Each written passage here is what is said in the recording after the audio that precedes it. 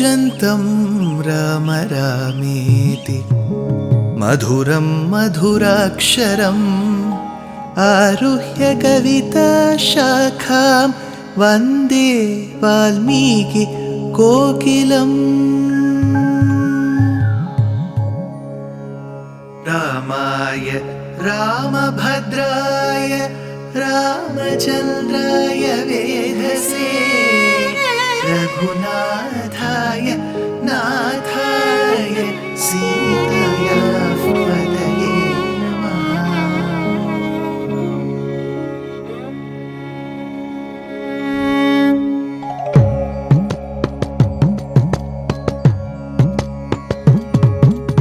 जयत्याश्रितसन्त्रास ध्वान्तविध्वंसनोदयः प्रभावान् सीतया देव्या परमव्योमभास्करः परमव्योमभास्करः।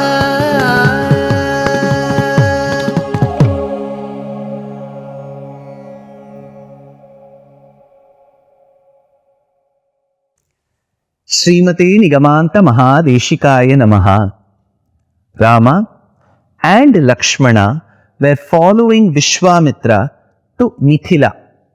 In the outskirts of Mithila, in a place called Mithilopavanam, Rama inquired about Ahalyā, and Vishwamitra gracefully narrated the incident of Indra coming to have a relationship with Gautama Maharishi's wife called as Ahalyā, and Ahalyā, initially who was unaware who had come, later realized that it was Shachipati, the lord of the celestials, called as Devendra or Indra, who had come.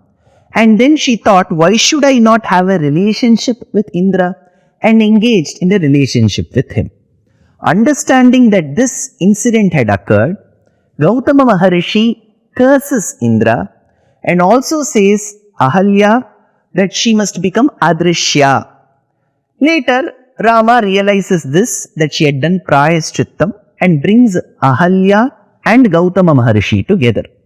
But one portion which I have to elucidate very importantly is, how was the emancipation, which is Shapa Vimochanam, given? We have various incidents and references to it. First of all, how did Ahalyā emerge?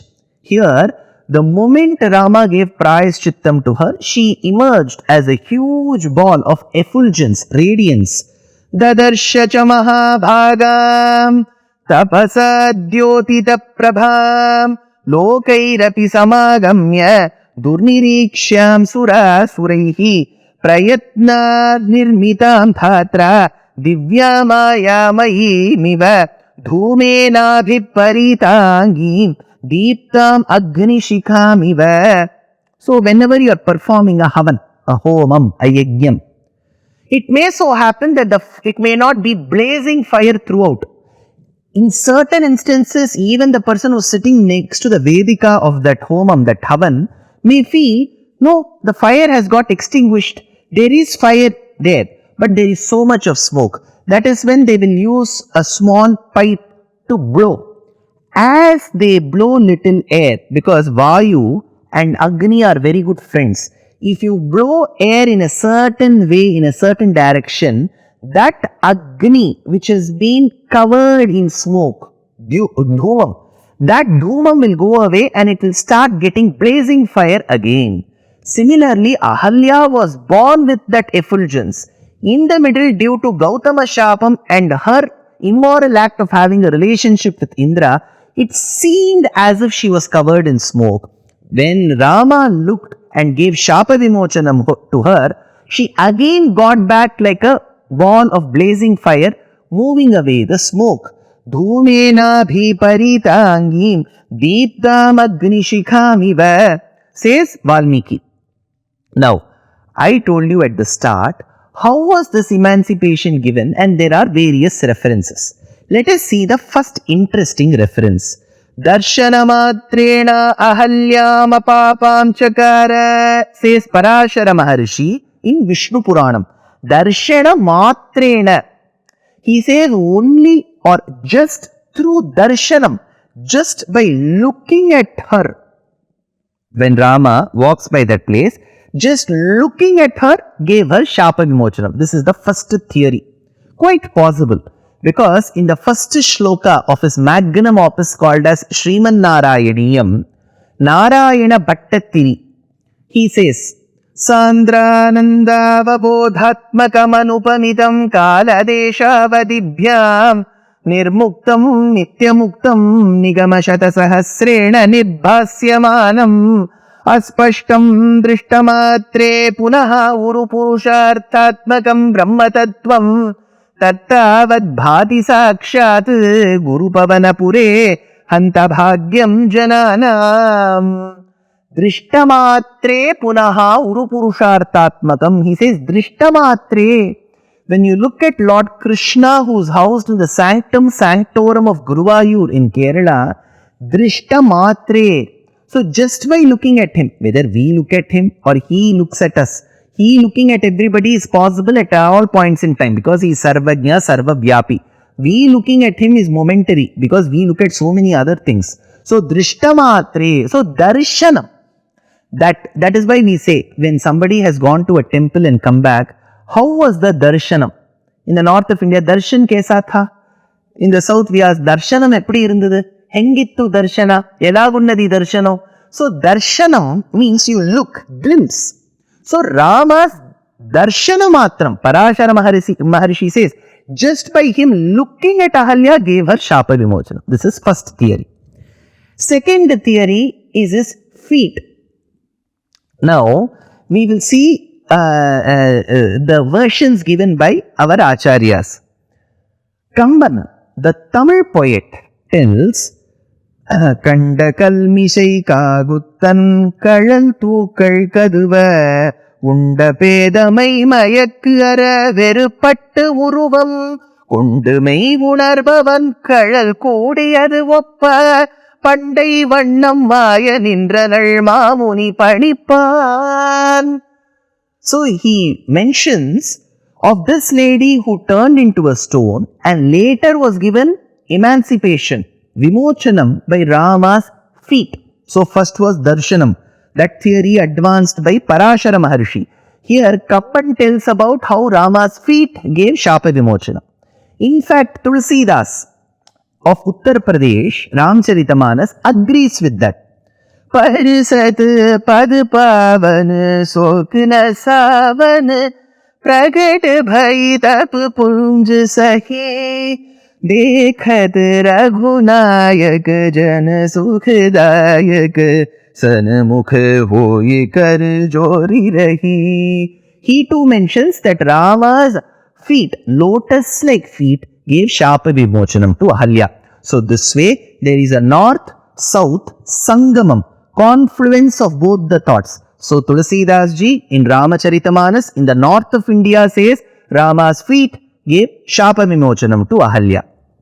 In the south of India, Kamban, who was 600 years older to Tulsidas ji, also says that Rama's feet gave Shapa Vimochanam to Ahalyā. So first theory, Darshana Matram. Second is feet. This has also been concluded by Telugu poet Tyagaraja, who says, Dharini Shilayai Tapamu Talaga Sirama Padamani Kripachalune Chittani Kirave. He too says that Rama's feet gave Shapa Vimochanam. So we have three great people, Tyagaraja, Kamban and Tulsidas ji.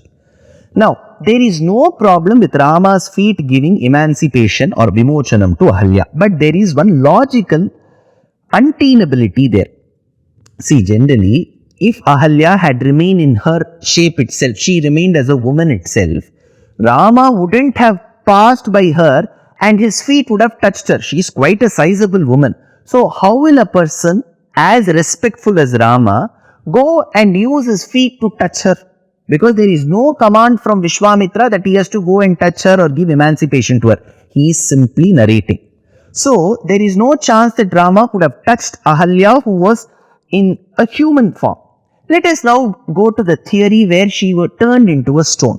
So if Ahalyā has to turn into a stone, a sizable woman has to turn into a stone, she wouldn't have turned into a pebble. She would have turned into a large stone, a boulder. Then Rama could have not by mistake, unknowingly, inadvertently, he wouldn't have touched the stone, because people like us who are generally very careless itself, when there are huge stones, we will always bypass it. We will not go and hit our leg or foot on it. So this is the second theory for which this is the answer. Third comes a question. Maybe his paduka would have touched. See, generally when we buy, paduka is the right respectful word used for the Lord's footwear. But for our understanding, let us assume our slipper for a minute. Generally the slipper, be it for the man or the woman, when we buy, we go to a store, it will be written 99 only or 999 only, and we will buy that footwear. First they will ask us to check that size. Suppose our size is 11. They may check whether 11 will fit or 12 will fit, because whenever you wear a footwear, the footwear should be at least a few millimeters longer than your foot. Correct? You won't buy any footwear where your feet is longer and the slipper is shorter. No. So there is no chance that Rama's feet would have touched. It could have been his paduka which would have touched the stone. But you may be asking, sir, if paduka, his footwear had touched the stone, then most of the acharyas would have mentioned the footwear as touched. Remember, the footwear is associated with the foot. See, the same footwear, if I put it on my leg, nobody will value. Only if it is attached to Rama and Sita's feet, devotees will value. So, the footwear, if it even performs any particular act, that act will be attributed to the owner of the footwear. So, thereby, even if paduka has given an emancipation, you will always say Rama has given the emancipation. But comes another pertinent question. Sir, you are telling that the paduka could have given emancipation to Ahalyā. But is there proof for it? Vedanta Deshika states, Yoshid bhuta drishanti apoda shakata sthemani vaimanika stotrasvini upalambanani bhasitat udanchat parikshinticha dutyadishvapi durvajani padayo krityani mitmatyevayat datte tatpranayam tadeva charanatranam vrine ranginaha. So, he does speak about various incidents where the Lord's footwear, that is paduka, would have given emancipation. And one such important incident is when Ahalyā was given Shapa Vimochanam. So, the Lord's Darshana Matram by Parashara Maharshi, Lord's feet by Saint Tyagaraja, Goswami Tulasidas and the Tamil poet Kamban, Lord's paduka advanced by Vedanta Deshika. Now, there is another theory. It is just not Darshana Matram. It is just not Rama's feet. It is not Rama's paduka. Now, when Rama walks, there is a description given by most poets. Gajasimha gati virau shardula vrishabhopamau. He looks majestic like the bull, like the elephant, like the lion, and so on. When he walks, how is he? Matta matanga gaminam. He walks as majestic like the elephant. Matta matanga gaminam. Well, Valmiki mentions of this. Even Vyasa Maharshi in the Ramayanam, which is housed in Vanaparva of Mahabharatam, says Mattamatanga Gaminam. So Rama walked like an elephant. So when you walk majestic like an elephant, Rama's holy lotus-like feet is associated with padukas, and with the paduka, he walks as a huge stature. He is a very powerful personality. As he walks, there is a thin layer of dust on Mother Earth. As he walks, that dust which is associated with the paduka will fly.